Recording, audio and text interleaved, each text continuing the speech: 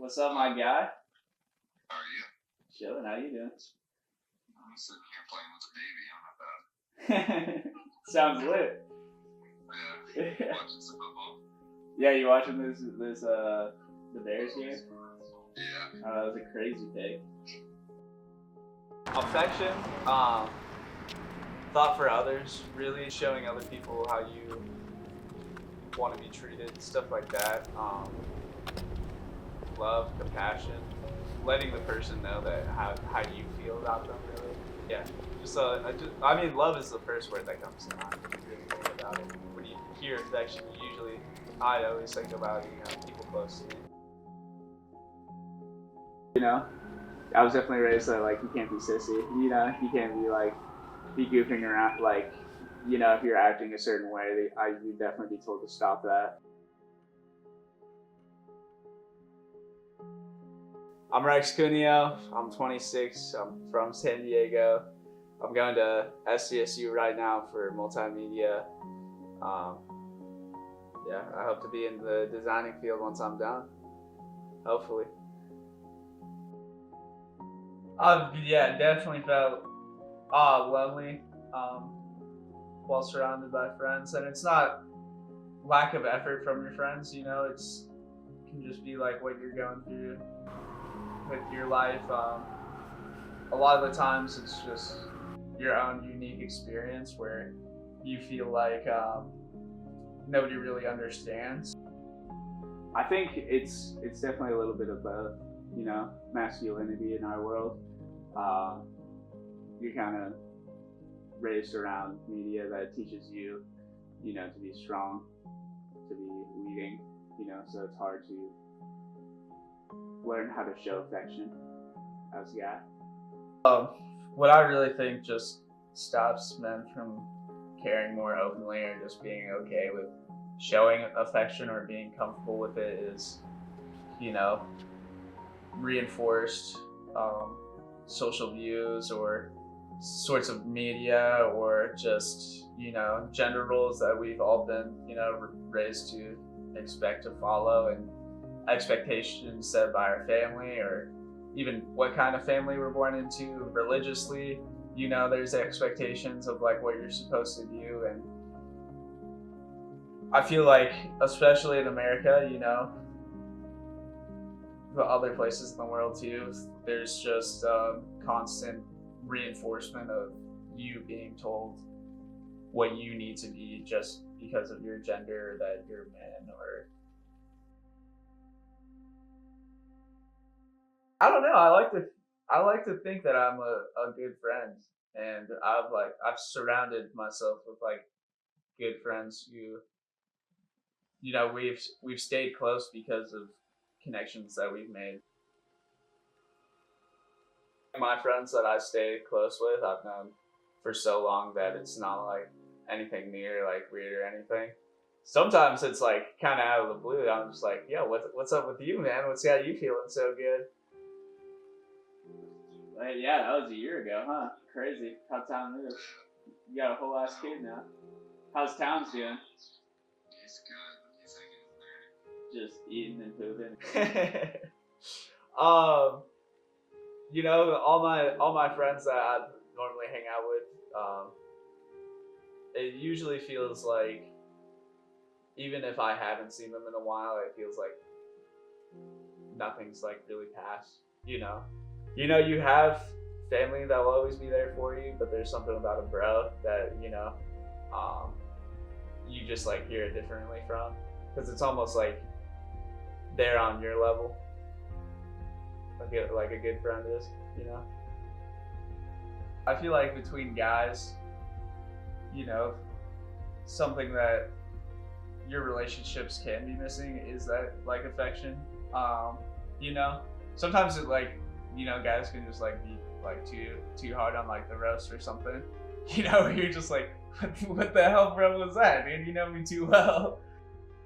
Sometimes like a softness or an understanding that I feel like is missing from relationships that, you wish kind of was there sometimes.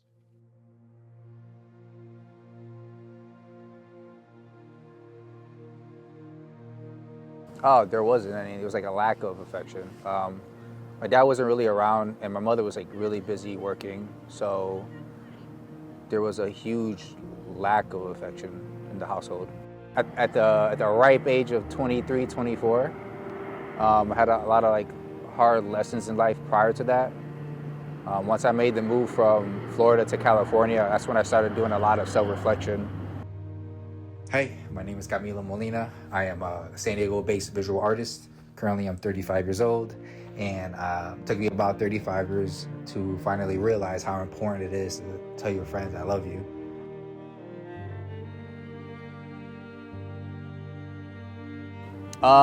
It wasn't like a physical, like face-to-face interaction, but it was one of my good friends now, one of my closest friends, Danny. I maybe like a year into living out here in California, he reached out to me, and I really mistreated him. And just the fact that he still like reached out to me and like asked me how I was doing, telling me, hey man, I'm really thinking about you and I really hope that you're doing good. And that kind of broke me to the point where I started to cry. And that's when I kind of just was very vulnerable with him, apologized to him. And that was probably like the first time I ever was vulnerable with another man. So I have maybe 3 or 4 best friends. The first one that comes to mind, his name is Josh. My first job was at Target. I befriended one of the teammates, his name was Kyle. And we had another teammate, he worked at electronics, his name was Josh. So I invited Kyle over to the crib. I said, hey, can I invite Josh? And I thought it was the Josh from electronics. And I was like, yeah, for sure, dude, bring him over. And when he came, I opened the doors, I see Kyle, and I see this white kid behind him. I was like, who's this? He's like, oh, this is Josh. And then we just hit it off. That night, we just hit it off. And I was like, oh, okay, this guy might be up for a lifer. It turned out to be true. Maybe that it's not always about talking about your feelings. Maybe it's just being around them during like really hard times, and whether it's just kind of body doubling with them or just being around their personal space. Whether, like, for example, like gymming with a friend, if I'm just having a hard time and they're just with me, I think that's good enough still. And I think the perception of it's always about spilling your feelings.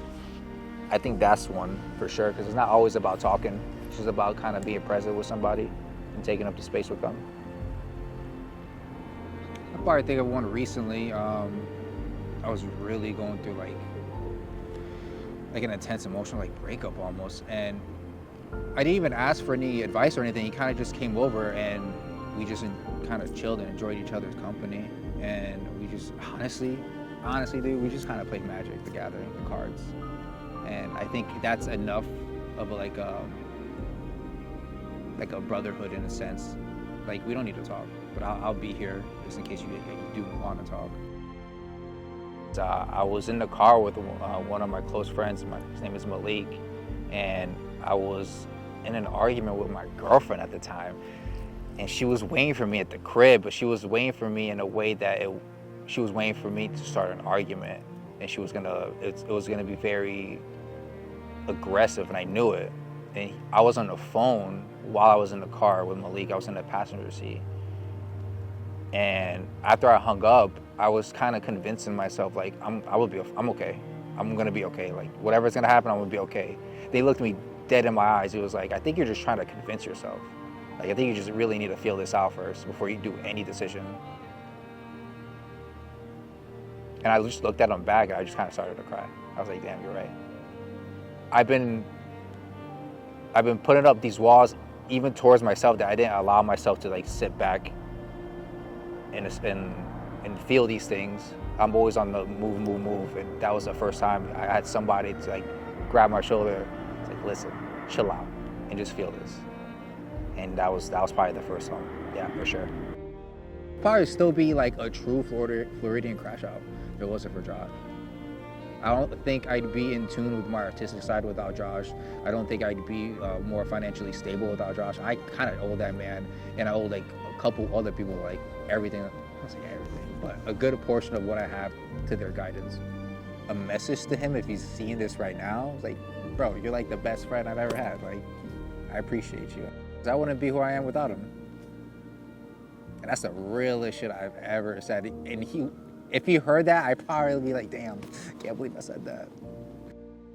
I was gonna say what's up. It's fun to say I love you. I miss you, bro. Oh, I'm graduating. I'm graduating in the spring.